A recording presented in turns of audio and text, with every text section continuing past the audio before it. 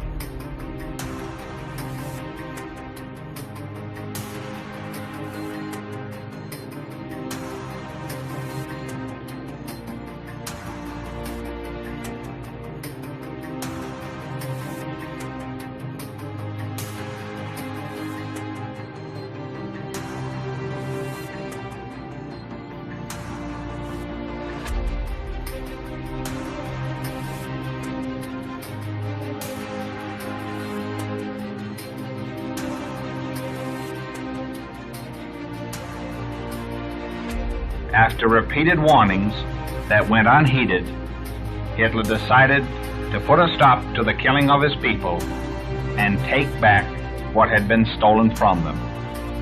On September 1st, 1939, the German army attacked Poland.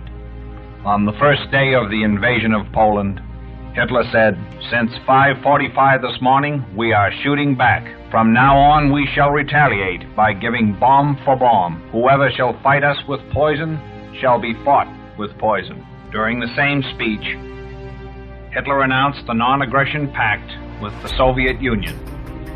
He says, "Therefore, we have decided to sign a treaty with Russia, which will exclude for the future every use of force." Just as Hitler surmised, on September 3rd, 1939, England and France declared war on Germany. Poland was crushed, and on September 19th, Hitler triumphantly entered Danzig, and in his speech, he justified the liberation of Poland. The fate of the Germans who lived in Poland was horrible.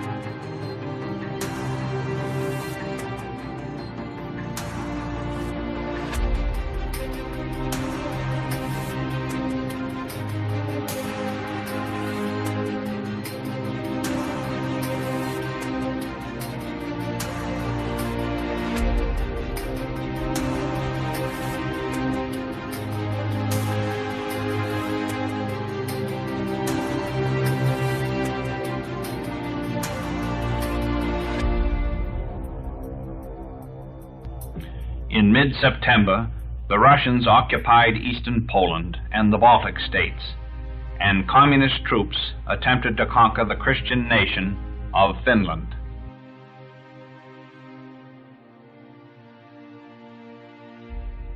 In order to counter the invasion plans of France and England, on April 9, 1940, he moved into Denmark and Norway.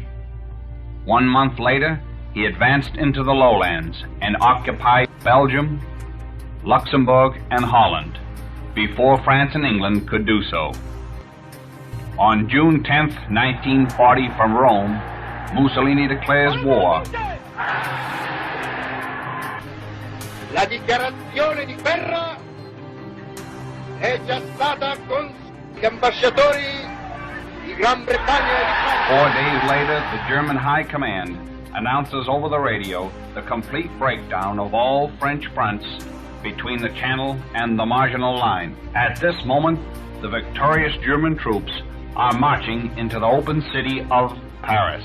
On June 22nd, 1940, in the saloon car at Compiègne, the same car that Germany accepted surrender in 1918, a peace treaty was signed. The result is that the majority of French soil will be occupied. General Keitel speaks. Keitel states that he can accept no argument from the French government, as the present demands of Germany today are the same as they imposed upon Germany in 1918. On July 19, 1940, Hitler broadcast the futility of England continuing the fight.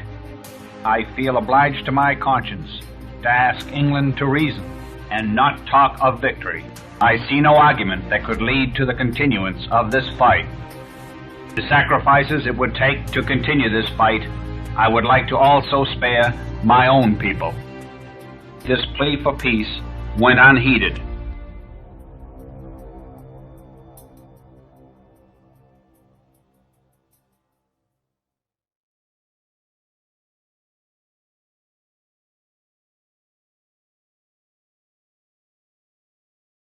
I want to talk about something that your listeners might not have heard before, which is a little bit more on why it was that Hitler and Germany had to go in the eyes of the international banksters, who, after all, have been running things since, well, before the days of Hitler.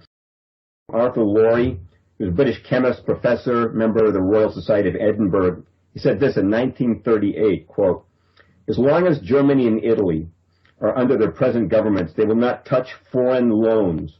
And Germany, by her method of internal economy and trading, has eliminated the international financier and those who make profits by playing with foreign exchanges. That is doubtless why the government is being forced by the city, meaning London, to start a trade war with Germany. If the economic methods devised by Germany are successful and spread to other nations, if Hitler succeeds in his policy of establishing permanent peace in Europe, the high financier will cease to be able to exist. It is therefore their main interest today to plunge the four powers into war in order to destroy Germany and Italy," unquote, Arthur Laurie, Royal Society, 1938.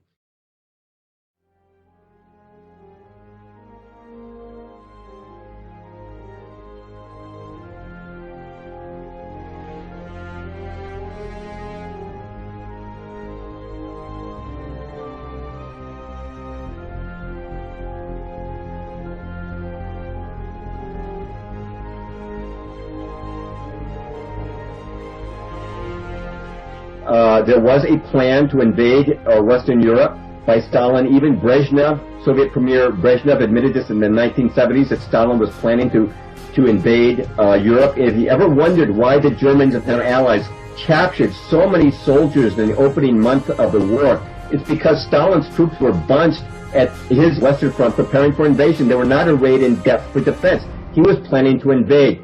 Operation Barbarossa was a preemptive strike. I have to say that I understand exactly the motives. I don't look at it in the same way as mainstream media does. I believe that this was an attempt to destroy the threat of Stalin and Bolshevism for once and for all.